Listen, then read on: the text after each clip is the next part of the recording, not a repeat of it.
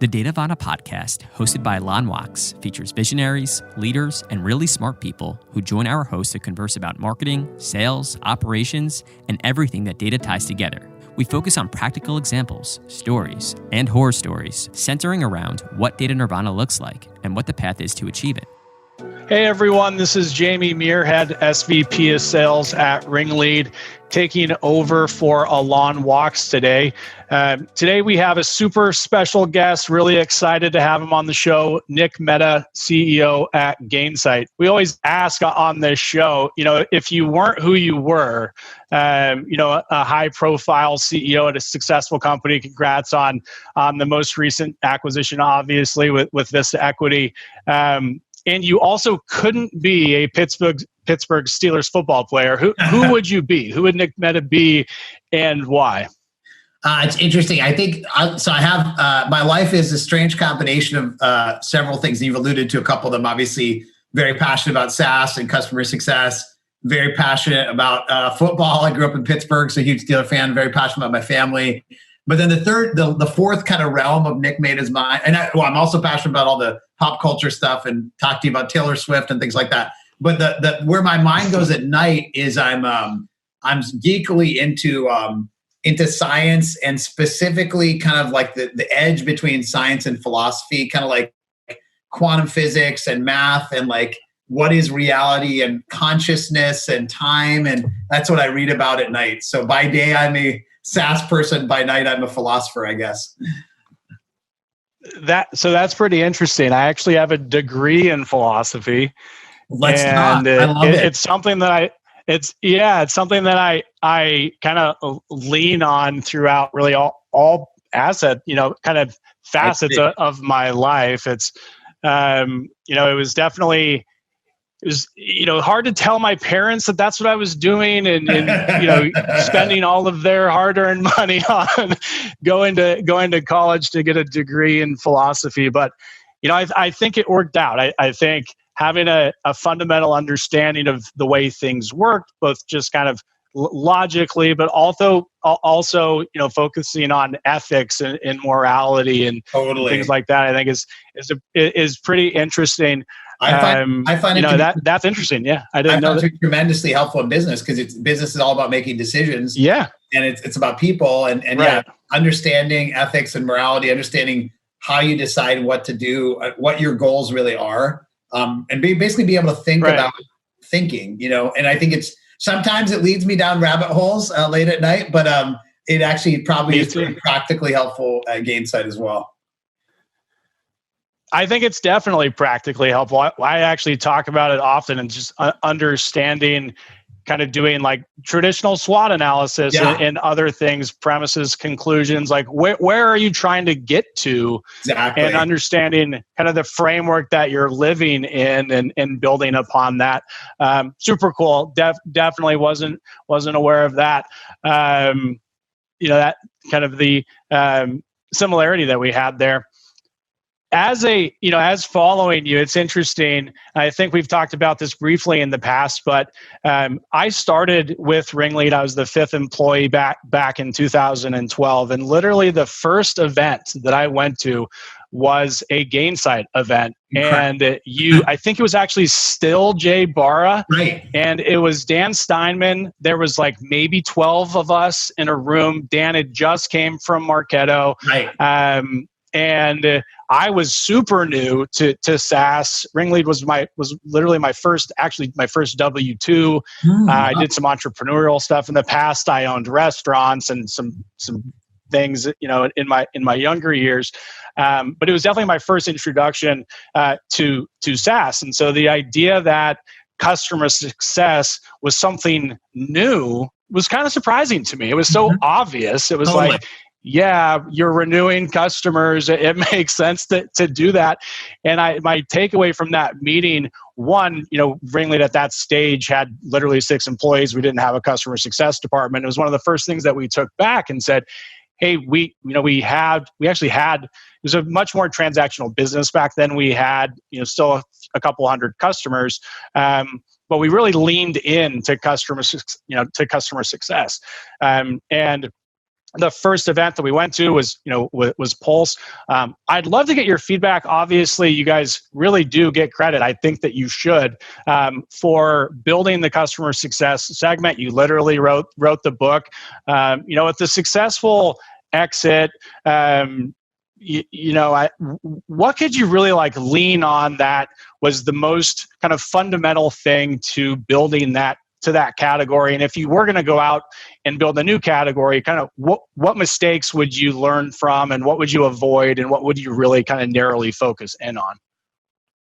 Sure, totally. Yeah, one edit. I don't love the term exit because we just have new investors, and we're just going for it. We want to hopefully take the company public someday, and so I never think about it. This outside of the philosophy and quantum physics here. I never think about anything but Gainsight. So for me, there's no post Gainsight, only Gainsight. But I totally agree with you. We've been really fortunate to be part of this kind of creation of a category. I wouldn't say we created it. I think category is always a collective effort. We just are sort of, maybe we fanned the flames a little bit. Maybe we were like the cheerleaders on the sidelines. But you're right. We learned a lot along the way. And, kind of when, Anthony, our first CMO. Yep. And so, he and I have talked about this a lot. Anthony Canada, for folks that don't know Anthony. And he has a great book on category creation, which you should check out. And, the basic thing we talk about is there's these kind of ingredients that are, I think there's kind of 4 or 5 that, we think of as like the core ones. And then there's some mistakes we made along the way. And we did a presentation at SaaSreport about this in a little detail, but high level was, you want somebody, you want to define a category in a way that you've identified a group of people that really don't feel like they're part of some other category, right? And so that was kind of one of the big observations, was this customer success thing was new and it was going to be big. And these people didn't feel like they were part of something else. They weren't quite part of sales. They weren't quite part of support. They weren't quite part of engineering. And so you kind of identify this group. And ideally, in some ways, you pick a category, we can name that group, and it would feel like a really random name to the average person. But to that group, they'd be like, oh, this is awesome, right? And that's kind of, as you saw from the early days, there were only 300 people at Pulse first year at our conference that we do for customer success. But for those, I was there. Yeah, you were there. I mean, that's OG, by the way. For those 300 people, that was incredible and amazing. I'm finally with people like myself, and for everyone else, they're like, "What's customer success?" Isn't that already, like you said? Doesn't that already happen?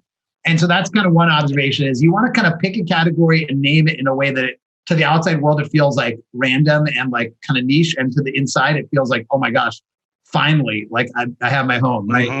And don't worry about naming it in a way that appeals to analysts or whatever, investors. Come up with a category that feels really authentic to the people inside it. That's kind of one step. Second step, as you alluded to, another part of this, which is having people inside your company that can be kind of the voice of that role, that category. So we were really fortunate. Dan Steinman, who is one of the heads of customer success at Marketo, which is one of the first SaaS companies that got to significant scale. And he was a customer, came into Gainsight, and basically became our head of customer success early on, but also the voice of the people in the CS field. And, he, and then, later on me and many others have spoken, thousands of events and written books and all that. So having kind of somebody that's a voice of that category, right?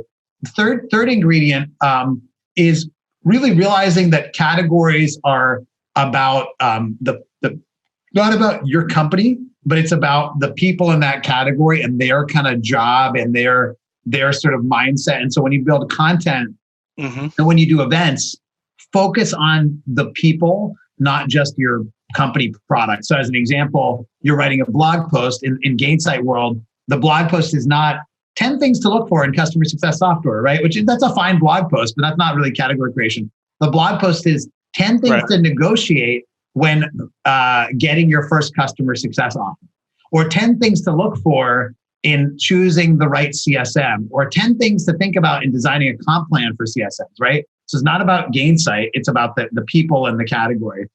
And then the fourth thing that we saw was basically this idea that, categories, part of it is almost creating this community that's bigger than your company, and really taking your culture and bringing it to community. You alluded to this as well, right? We have these silly music videos and all these things that we've done, which really bond us to the people in our category in an incredible way. I mean, literally, we made a parody rap video, And then some of our customers made their own versions of that rap video, which is like, it's like we're in Silicon Valley, the TV show, literally, like that's what it feels like. But for the people in our community, they love it.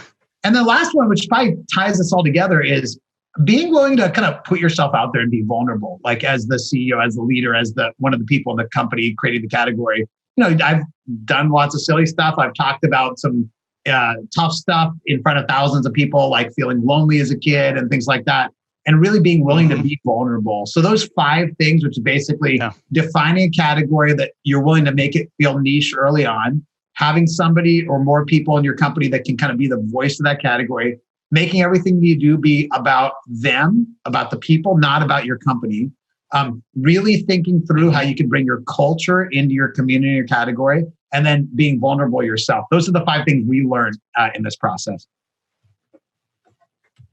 Nice. That's super helpful. And I think I agree. I think why customer success happened is that those people performing that specific task needed a home, and they needed a department. Exactly right. And I think that same thing is actually happening today in revenue operations. The new kind of cross-departmental marketing and sales ultimately owning revenue ops, and even customer success really can be encompassed within that revenue ops. And we're definitely seeing that in Ringlead, empowering those revenue operations professionals and really giving them a path to grow within their careers specifically, which is, I think, really one of the things that happened within the customer success ecosystem as well.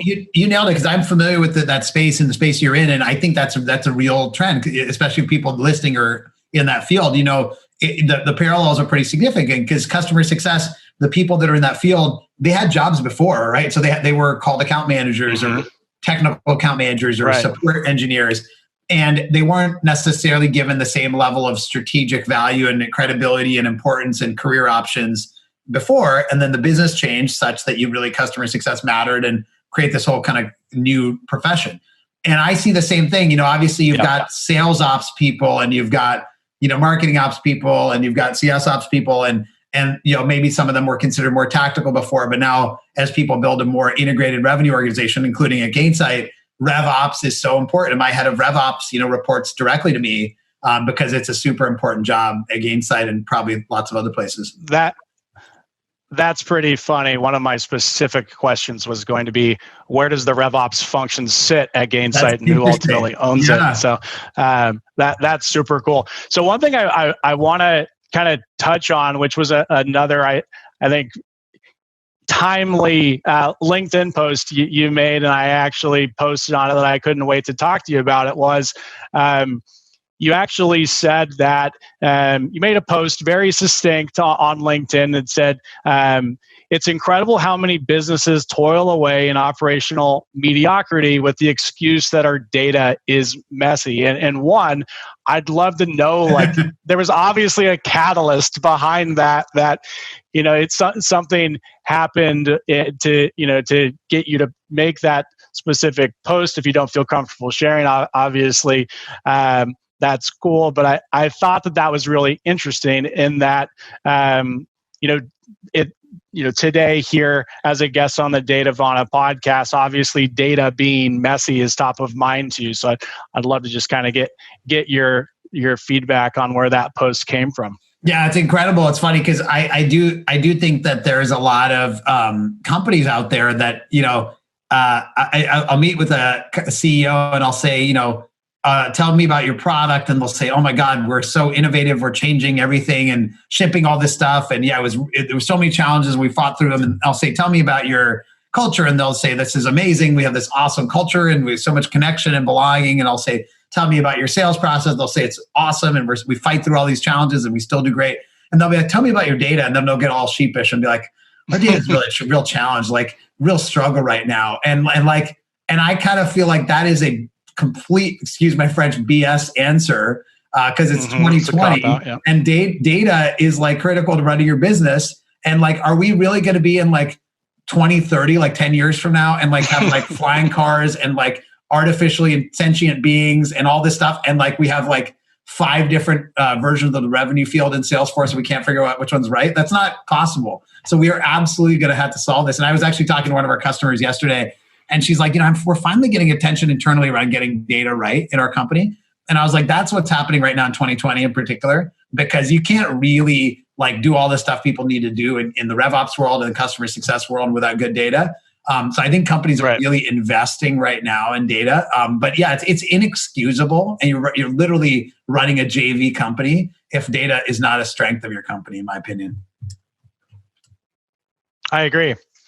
Yeah, it is interesting though that typically the spend is it's on technology and it's on people. Now, certainly in the past couple of years, you've seen explosive growth with companies like ZoomInfo and Dun & Bradstreet. So obviously people understand that data is what fuels basically every initiative within their business. But it is kind of crazy to me that still in 2020, it's significantly easier to get spend for different technology that's not actually specific to the quality of the data itself, which really kind of leads me to my next couple of questions, Nick.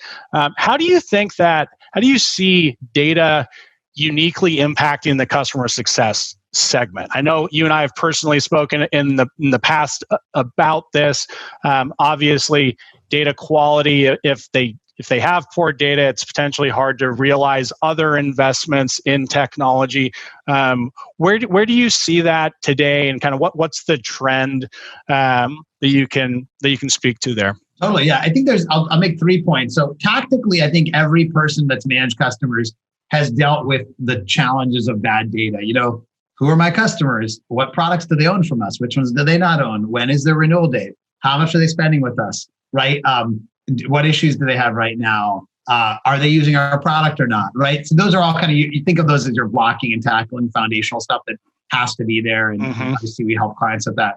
I think that taking it to the next level though, why are you asking all those questions? Well, we'd argue that you're trying to figure out where this client is on their journey towards success with your company. Right. And then obviously in that process, hopefully you get them to renew with you and expand and all that. But it's, it's this mutual thing. You're driving success for them. They're going to stay and grow with you. And so at Gainsight, we kind of came up with this formula, because I'm nerdy and go back to the philosophy of math stuff. This formula that says CS, customer success, equals CO plus CX. CO is the client's outcomes that they're getting with your solution, and CX is the experience they have. So we'd argue that in B2B businesses, companies buy from other companies to get business outcomes that grow faster, make their employees happier, whatever, and do it with good experiences. That's what we all want, right? When we buy from another vendor, we want outcomes and experiences. And so what we're trying to do with all that data is give us a general kind of sense of the outcomes and experiences that client has, and then kind of a bit of an early warning if there's problems, right? So I can still, hey, client's not getting great outcomes. They just had a bad experience. This might affect their likelihood to stay with us, or give us early insights into clients that might be willing to spend more money or be advocates for us, right? And then, so kind of level 1 is just getting the data together and being able to access. Level 2 is turning that data into some kind of insights, right? And then the level 3 is, well, I got to make sure people do something about that, right? And that's what customer success is all about. Is great. Now I know that they're not getting great outcomes and they had a bad experience with something recently. What am I going to go do about that? What's the next step? What's the playbook to go do that? And then what's really cool is this becomes a loop, because now that you've gone and taken that action, you had that quarterly business review with the customer, you did a health check, you connected them to one of your other customers.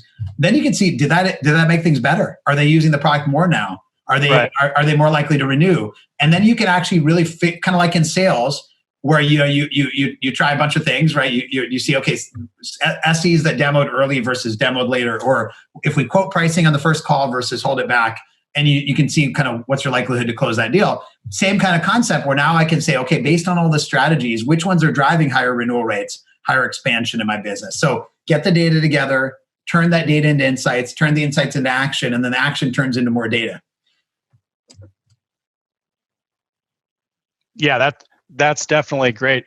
What kind of the definition of data nirvana? What would that mean to you? I mean, look, you have the background that you have in data science. You have kind of the the practical application of utilizing data to grow, businesses. What does like a perfect utopic state of data look like to you, Nick? Inside a company, like what's the ideal state? Yeah. I think part of it is that you've got an agile infrastructure such that as you are adding, new types of data, for example, you create a new portal for your customers to connect with each other on, like a community, or you upgrade your support system, or you are using Slack with your customers now. As you add more and more data sources, it's very easy to bring them into the same kind of shared fabric. That's kind of one part. It should be this constantly fluid, infrastructure. And usually that's some combination of, some underlying data like a Snowflake or something. And then you obviously systems like Gainsight that turn that into sort of insights and all that, and then to action. And so that's kind of one part of it, is this kind of agile infrastructure to get the data together. And then a second part is, the processes that turn the data into action. Because we've, all seen companies that have great reports that are out there about everything, and people aren't doing anything based on them. The behavior hasn't changed, right? And so really turning the insights into actions. The third part is kind of a culture that then uses all those insights to help make the big decisions in the business. And that's where it comes down to people understanding how to interpret data. I've seen, even in my own company, people armed with good data but make the wrong decisions because they didn't know how to interpret the data. Like very simple statistic stuff, like okay, what it feels like all of our churns are correlated with X. Everyone that churns, seems to be in this, be correlated with people that had sponsor changes in the account, right? But they're not realizing, well, that could be the reason, or that could just be like a step on a journey. And the reason that the sponsor change triggered the churn is because your product wasn't really sticky, and therefore when the sponsor came in, they're like, why are we even using this? Why are we renewing this? We're not using it. And so not being able to use data to actually kind of have very deep conversations. An example of that, kind of go back to the philosophy world, is kind of using the 5 whys, right? Which is like, okay, the client churned because the sponsor changed. Well, why did the sponsor change cause the client to churn? Well, they weren't really using the product well before the sponsor change. Why weren't they using the product? Because they didn't start using the product coming out of implementation. Why didn't they use the product out of implementation? Because we didn't give them enough training. Why did we have to give them a lot of training? Well, because this part of the product's really complicated and needs to be overhauled, right? Like that's the kind of thing that people, once armed with data, they need to know how to ask the right questions, in my opinion. Yeah. I think that what's so interesting in today's landscape is that there are very rare opportunities to start fresh and start from scratch, right? We find ourselves 20 years in some cases of large public, databases that have migrated to Salesforce 20 years ago, but there's data in there from 20 years before that. And I think that the entire ecosystem is constantly fighting this battle of keeping a database accurate and fresh, and we're spending probably billions of dollars to do that.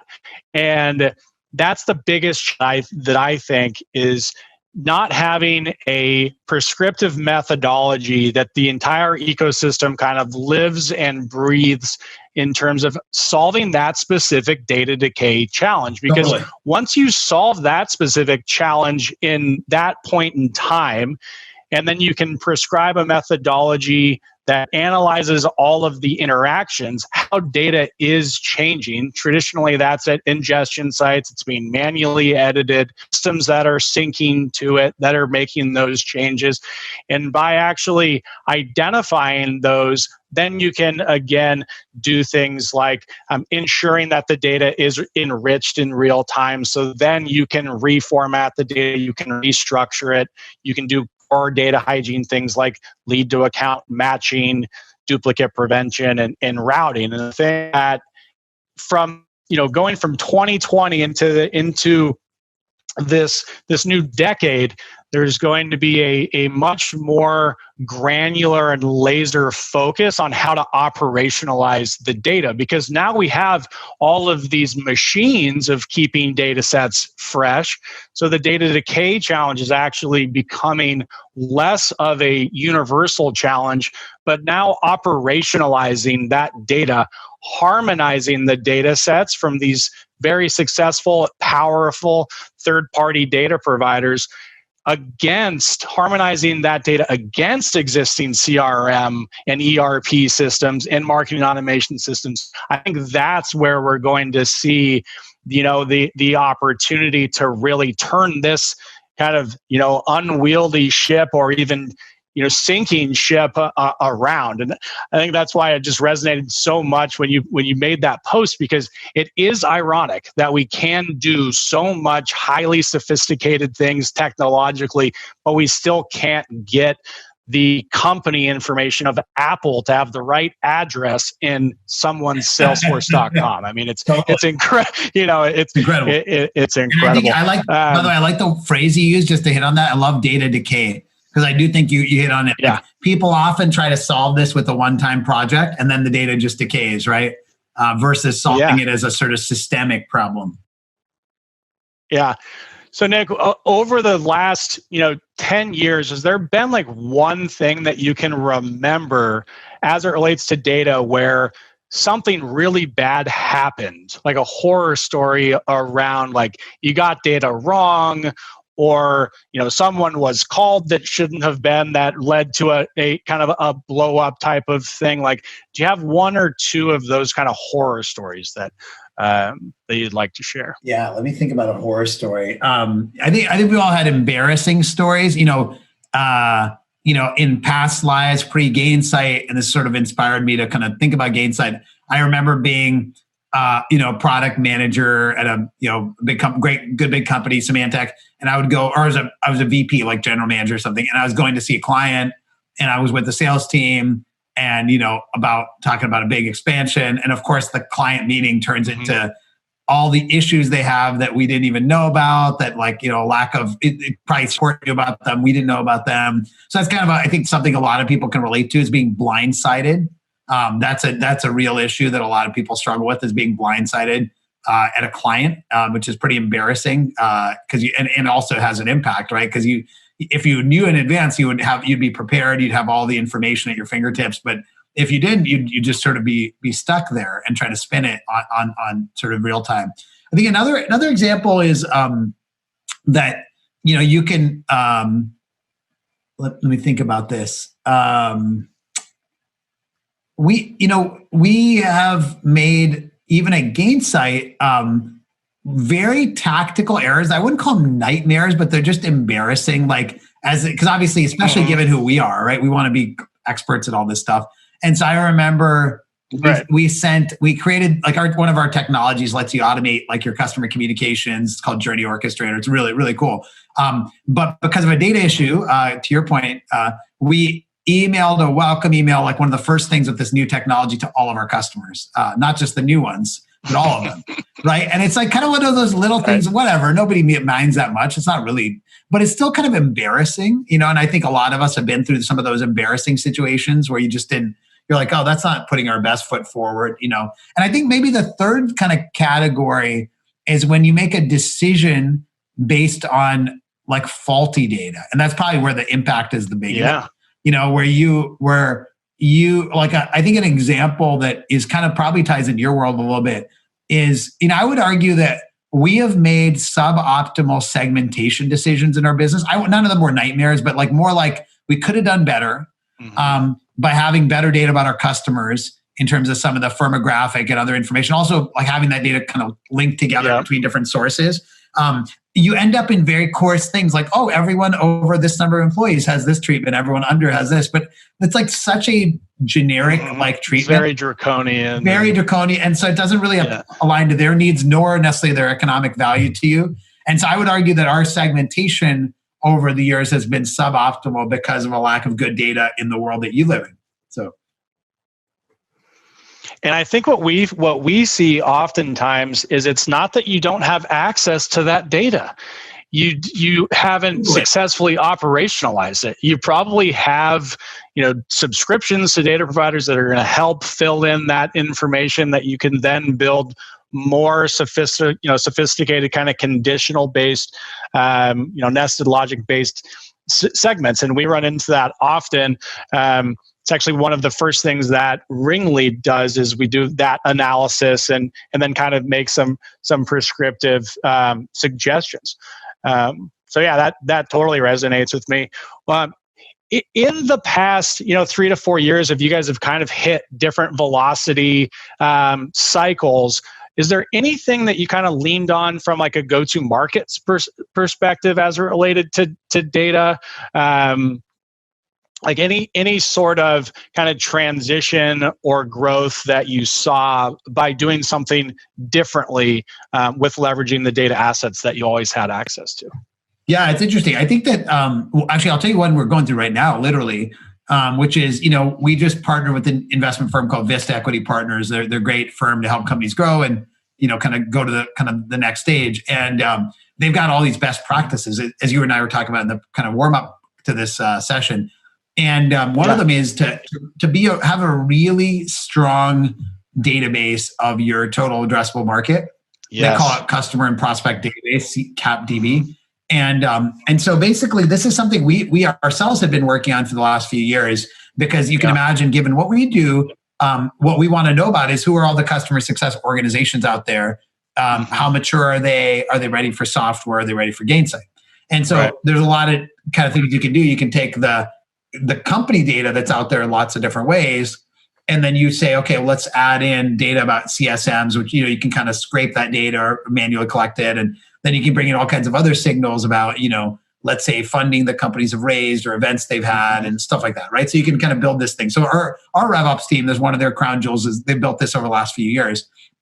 And now in talking to Vista, we're saying, how do we make that even better? How do we automate some of that? Because some of that's pretty manual. But then how do we operationalize it so that given where a company is in their evolution, you know exactly the right play? This is the whole kind of account-based marketing, account-based selling, right? How do we have the right play for each account based on where they are in the cycle, what their unique needs are, versus just leaving it up to that rep that's talking to the customer? Why don't we give them some suggestions so they can be really focused?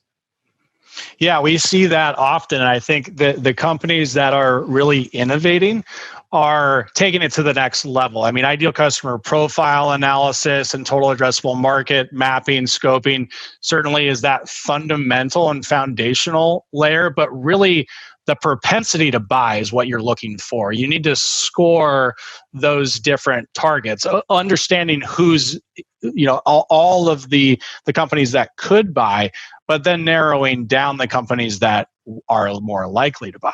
And I think that's where you actually really need to have potentially a multi-vendor data strategy, especially if it's it's cross-vertical. So you can have all of the information about that company, the firmographics, the demographics, and then you understand the personas there, but you also want to understand the intent, how much funding do they have, are they making acquisitions? Companies that are making acquisitions are successfully growing. They probably have, a likelihood to purchase. So that's perfect, Nick. I think from a go-to-market perspective, that's really the evolution that we're seeing in that ecosystem. And you see acquisitions of intent providers, and like ZoomInfo just made one of Clickagy. So it's obviously resonating with the ecosystem. So that's not surprising that's the focus and the data,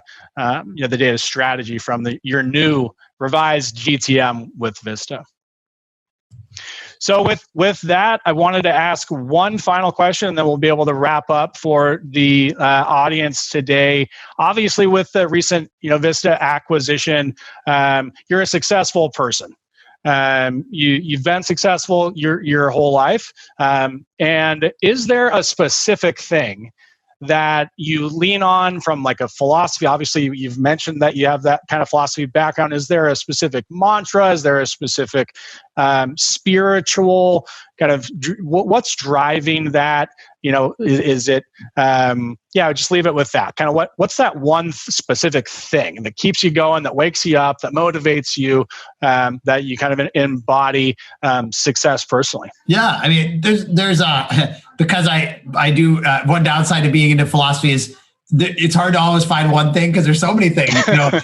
Some people may have heard about the hedgehog and the fox. I don't know if you know the hedgehog and the fox, which is a famous philosophical concept of the idea is that the fox knows many things and the hedgehog knows one big thing. And I'm definitely more fox than hedgehog. I have lots and lots of stuff that I'm always interested in. But I think that there's a the thing that I have found some clarity on is that I because I'm so into all this stuff outside of business, I know that all the business stuff is ephemeral, right? Like not to get all real on a podcast, but none of it matters that much in the grand scheme of thousands of years and the future of humanity and all that, right? Well, we're all dust eventually. Yep. But the thing that kind of motivated me was this idea that like in business, like sometimes people think of business as just like the financial side of it, of making the bottom line. And some people, Milton Friedman famously said years ago that business's only purpose is to create shareholder value and stuff like that. And we, at Gainsight at least, we think that that's sort of very narrow-minded view of business. And I think we're not the only ones who think that. Yeah, I agree. We use this term human first business, and the idea is like businesses exist for human beings, not the other way around. And human beings are human beings, your employees are human beings, their families are human beings, the community your company exists in is a bunch of human beings, and your shareholders are human beings too. But there's nothing that makes your shareholders somehow the only people you need to care about. And we think that a lot of businesses kind of lost their humanity and amidst, talking about employees as assets and customers as deals, and they kind of dehumanized it all. And we think there's an opportunity to kind of bring this kind of what we call a human first approach to business. And again, we don't want to be the only ones to do. We want to just be one of many. And we are one of many. There's lots of people who've adopted this or similar concepts. And so that's kind of what motivates me. Our purpose, like when we actually went through the exercise of like, what's the purpose of Gainsight? And you might think it would be something like customer success software or whatever. We were like, that's just not motivating enough for us. And so our purpose is literally to be living proof that you can win in business while being human first. And so today, the way we are trying to win is customer success software. Over time, could be other things. But what we want to prove is that you can actually win and be human first. It's not an either or. There's certainly a lot of people out there who would say, hey, the real winners, what they do is they just focus on winning and they don't care about people. People are just like, that's just collateral damage. It's all about winning. It's all about money. Right. And I, by the way, respect those people. That's fine. That's their worldview.